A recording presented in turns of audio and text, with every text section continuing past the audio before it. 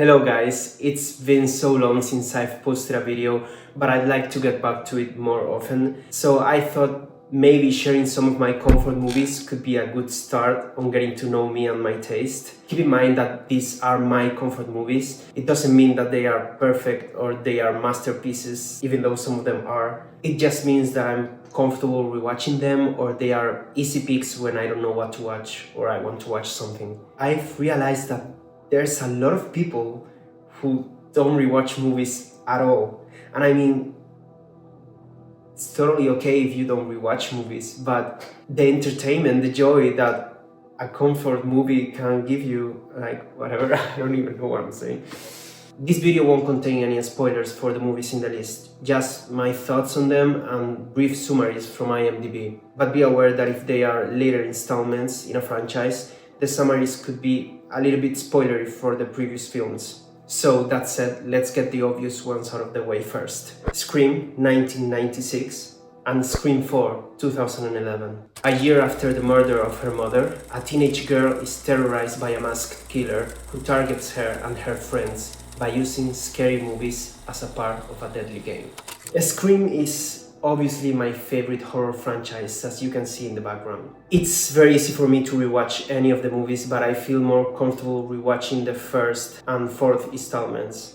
Both are kind of standalone films. I mean, the first one obviously is, and the fourth one feels like one despite the focus on legacy characters. So not much context is needed if you want to watch it.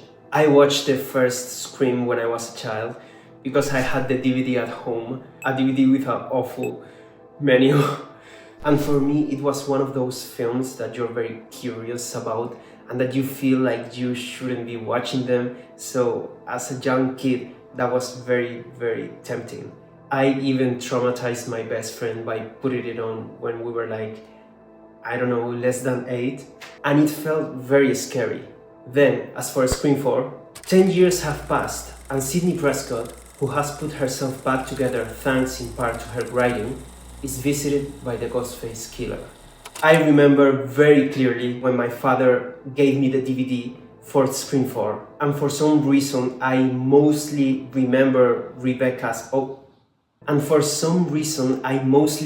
the parking scene. Maybe because parkings were scary for me, I don't remember. I watched it with my father and then showed it to my friends back then, and it feels very nostalgic to go back to it. It also has a very clear 2010s aesthetic, and that was the time that I grew to be a teenager and was getting more into movies, so I might be a little bit biased by that. And it's honestly a very entertaining film. All my friends agree. Up next, Final Destination 3, 2006. Wendy Christensen and a group of teens who escaped a fatal roller coaster crash face a bloody date with death. It's a modern classic and a fan favorite in the franchise, and I can't disagree with that. This is probably the movie that I feel the most nostalgic about from the list, because I vividly remember rewatching it over and over when I was a child. I even remember taking it to school trips on my little portable DVD player just to show it to my classmates. And fun fact, years before I became obsessed with this movie, I remember being on a trip with my family to a famous theme park here in my country, which I actually visited a few weeks ago again. And I remember they were showing Final Destination 3 on the TV at night. And my big brother told me that they were real events that occurred in the theme park, because there's actually a very similar red roller coaster there, and I fully believe that. I completely believed my big brother, which you should never do as a kid. It disturbed me a lot, and I went to my parents to ask them and whatever. That's probably the reason that years later I decided to find the movie, and then I embraced it as one of my favorites. Coming next is Black Swan, 2010. Nina is a talented but unstable ballerina on the verge of stardom. Pushed to the breaking point by her artistic director and a seductive rival, Nina's grip on reality slips, plunging her into a waking nightmare. This one is just an amazing psychological thriller. I would say my favorite one out there. But this movie feels very TV-like, and I don't usually like that. It's a bad pet peeve of mine. but in this case it gives a special appeal to the plot and a very realistic ambience to the film. The first time I watched it, I was in complete shock and hypnotized by how beautiful the ending was. I genuinely just stared at the screen silently with my mouth open during the credits. Since my first watch every now Since my first watch, every now and then I just get the urge to watch it. And not only that, but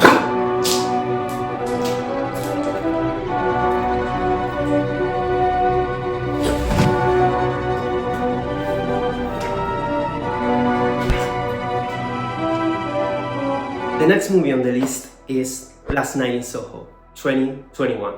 Aspiring fashion designer Eloise is mysteriously able to enter the 60s, but the glamour is not as it seems, and the dreams of the past crack and splinter into something darker. I was dying to watch this movie since I saw the trailers in the cinema. I loved the aesthetic, and when I was able to experience the full film, it was stunning. The cinematography is so visually appealing. It also has three of my favorite features. I like slight supernatural gimmicks in a realistic setting. I always enjoy bright and vibrant colors in movies. And I love when they implement songs or musical numbers that flow with the editing and the visuals. And this movie gives a lot of importance to the soundtrack. It's not perfect, it's kind of cheesy, but the whole movie is beautiful. The plot is interesting and surprising, and I will always recommend it. And by the way, I did a trip to London when this movie premiered and watched it in Soho, where the movie is located. So it was very cool coming out of the theater and seeing the same places from the movie in the city. Next one is Malignant, 2021. Madison is paralyzed by shocking visions of grisly murders, and her torment worsens as she discovers that these waking dreams are in fact terrifying realities. I know this one is polarizing, but it was a really surprising experience for me. Same as Last Night in Soho, the cinematography here is amazing, with very saturated colors and especially a really strong lighting, which feels very artificial but in a good way. And it has the slight supernatural element that I love, that turns both visuals and plot are inspired by giallos, an Italian genre, and I love how the movie seems to constantly change tone and themes. At first it seems like a monster movie. At some points it feels like it's about a ghost, then a demon, then a killer, then it turns into an action film, and the main twist is genius. It's very campy and B-movie, but you can tell it's on purpose. And lastly, because it's getting dark, Saw 3 from 2006. Jigsaw abducts a doctor in order to keep himself alive, while he watches his new apprentice put an unlucky citizen named Jeff through a brutal test. The Saw franchise, the never-ending soap opera. I first watched the franchise a few years ago and I was surprised by how much I actually liked it. Amanda and John are my favorite characters, so it's no surprise that I enjoy the films heavily focused on them. This one doesn't have too many relevant characters or locations, which I think is pretty nice because it feels more intimate and everyone gets more room for development. Plus, the traps in this movie are the most original of the franchise. They don't solely rely on gore and cuts and dismemberments. They also implement a psychological challenge. I remember not liking it the first time that I watched it, but something shifted and currently I absolutely love it. I just think it's very good and a modern Greek tragedy. And those are all for today. I hope you enjoyed me talking a little bit about my taste and my comfort movies. If you would like to see more videos, maybe reviewing something, ranking a franchise, just let me know in the comments. And subscribe if you haven't yet. Until the next one.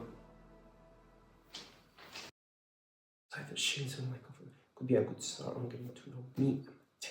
But I feel more comfortable rewatching the first. Oh my god. To my friends and my school, how do you say that? School, and my classmates, sorry. It's brilliant. It's brilliant. It's brilliant.